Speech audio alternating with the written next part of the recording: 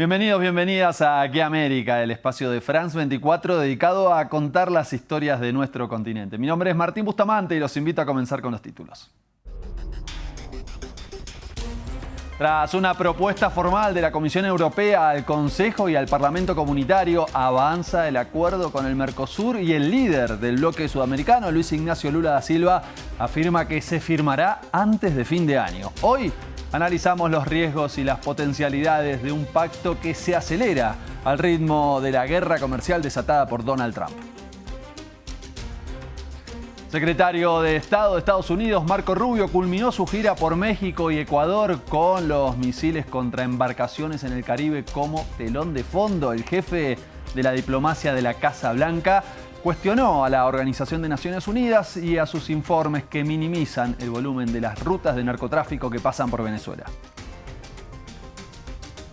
Mientras tanto, Brasil y el mundo se conmueven por la etapa final del juicio contra el expresidente de Brasil, Jair Bolsonaro, y otros 7 funcionarios de su gobierno por presunto intento de golpe de Estado, hecho que podría implicar penas máximas de hasta 40 años de prisión. Y los líderes del Mercado Común del Sur, el Mercosur, celebraron la propuesta de la Comisión Europea para ratificar el acuerdo de asociación con el bloque comunitario, y de concretarse la iniciativa estaremos ante una de las zonas de libre comercio más grandes del mundo. Por eso nosotros, para comprender este impacto en Argentina, Bolivia, Brasil, Paraguay y Uruguay, convocamos a la internacionalista Julieta Selikovich. El acuerdo incluye cláusulas de salvaguardia, que son mecanismos que pueden utilizar tanto la Unión Europea como Mercosur para proteger sus industrias, levantando los aranceles en el caso que haya importaciones repentinas o muy elevadas de bienes o bajas muy importantes de precios que generen daño en la industria local. Esos mecanismos están incorporados en el acuerdo, y lo que hace de manera polémica la Comisión es anunciar que los va a implementar de una manera muy rápida y quizás no lo suficientemente basada en datos como es la práctica habitual de las salvaguardias. Dice que tan solo con una variación del 10% va a considerar que ya existe el daño suficiente para iniciar una investigación de salvaguardia.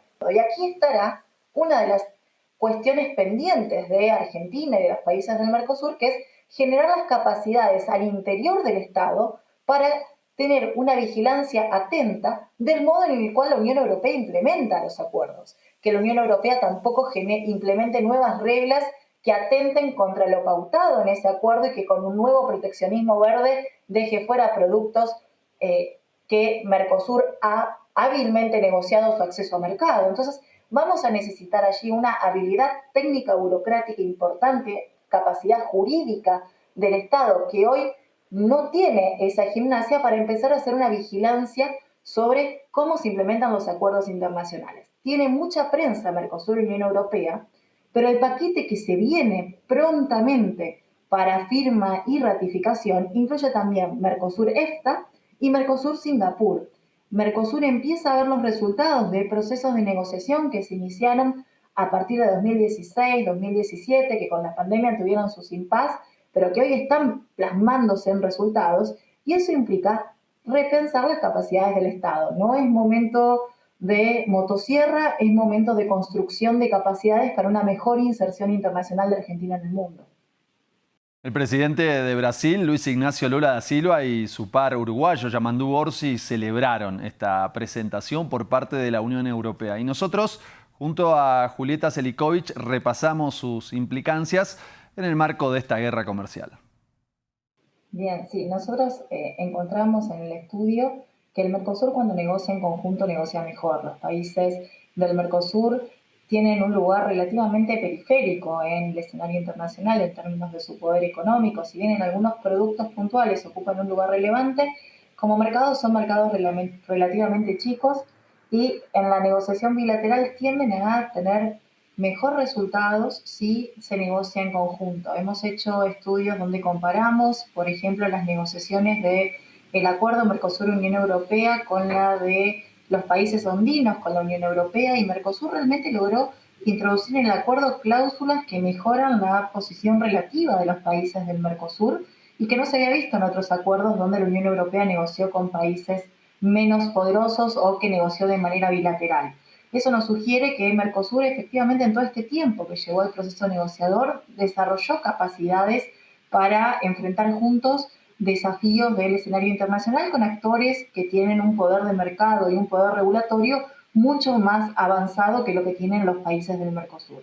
Y allí que argumentamos en términos de las capacidades de negociación conjunta que para los países como Argentina, Uruguay, Paraguay, incluso para Brasil, negociar juntos es una ventaja. Y en el contexto internacional, donde el sistema global se vuelve cada vez más incierto, donde hay cada vez mayor uso geopolítico de los instrumentos del comercio, tener acuerdos comerciales con actores como la Unión Europea, donde el derecho del comercio todavía importa, no es lo mismo el peso de un acuerdo comercial con Estados Unidos, donde lo que se está viendo es que hay un bajo apego a la norma jurídica internacional que con la Unión Europea, que tradicionalmente y por constitución tiene un apego más fuerte a la norma internacional, en un contexto geopolítico crecientemente adverso, esos acuerdos brindan un paraguas de certidumbre, un mínimo marco de reglas que se espera que se cumpla y sobre todo de mecanismos de diálogo para que países con distintas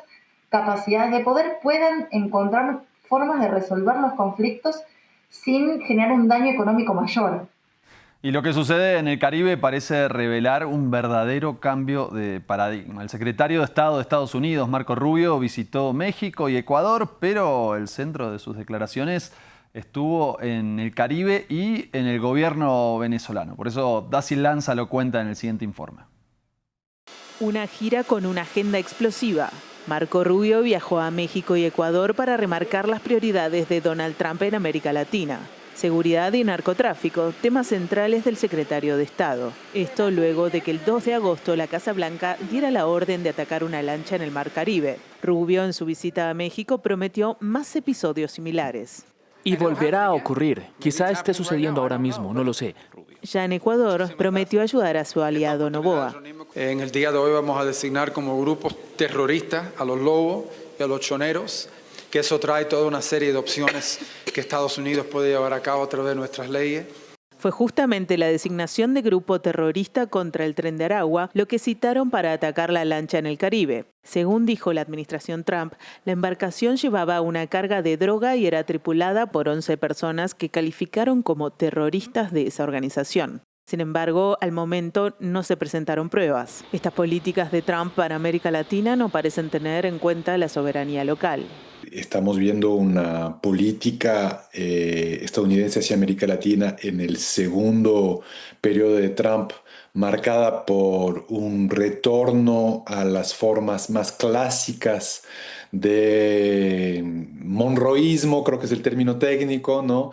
Es decir, de intervencionismo estadounidense, de tratamiento de la región como el patio trasero. Y la gira de Marco Rubio se enmarca en ese sentido, en estas políticas. Política agresiva y empeoramiento de las condiciones de seguridad de Ecuador, algo que también siembra dudas respecto a su efectividad. Vemos una serie de acuerdos en materia de seguridad que unen en materia de seguridad a Ecuador con Estados Unidos de forma muy fuerte, incluyendo con acuerdos de presencia militar por parte de Estados Unidos, que no se ha concretado todavía, pero ya están los acuerdos firmados, se llaman SOFAs en Estados Unidos, que permiten presencia de botas militares en territorio ecuatoriano con acuerdos de inmunidad para cualquier personal estadounidense en el Ecuador. A pesar de esto, lo que hemos vivido en el Ecuador en los últimos años es un crecimiento paulatino de la violencia, de la exportación de cocaína y de la presencia institucionalizada, yo diría ya gangrenada en las instituciones ecuatorianas del crimen organizado. Entonces no podemos decir lastimosamente que la creciente presencia de Estados Unidos desde 2017, estamos hablando de ya 8 años de presencia cada vez más imponente, importante de Estados Unidos en el Ecuador, no podemos decir que esta presencia se haya saldado con resultados positivos. Vamos probablemente a tener el año 2025 siendo el año más violento de la historia del Ecuador. En momentos de baja integración regional, la agenda de Trump para América Latina no encuentra mayores obstáculos.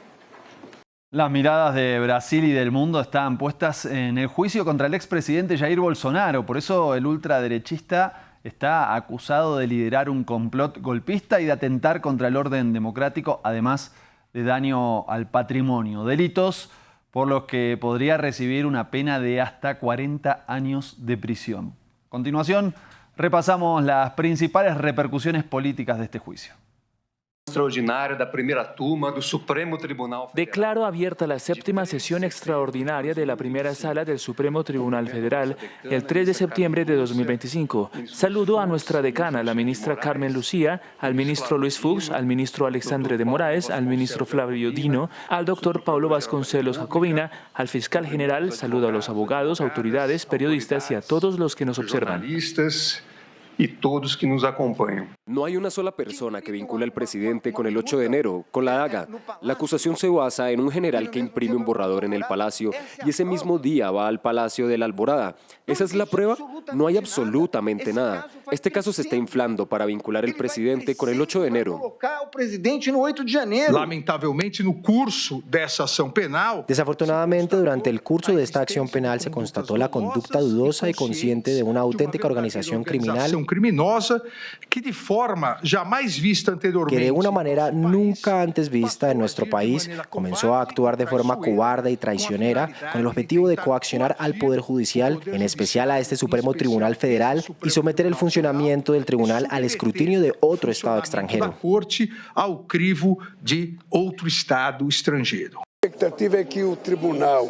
Mi expectativa es que el tribunal juzgue a los juzgados basándose en los expedientes. Nadie juzga a nadie personalmente. Está el caso, los registros, los acuerdos de culpabilidad, las pruebas, y la persona acusada tiene derecho a la presunción de inocencia. Puede defenderse, como yo no pude hacerlo. Y no me quejé ni lloré, luché. Si es inocente, que lo demuestre. Que demuestre que no tiene nada que ver con esto, y con eso bastará. Eso es lo que espero, justicia.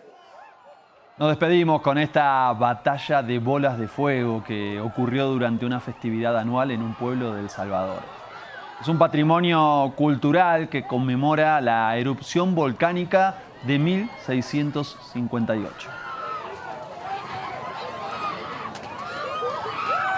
Este programa lo hicimos junto a Daciel Lanza, James Martínez y Giovanni Agudelo. Agradecemos, como siempre, a nuestro equipo técnico que nos pone al aire en cada episodio.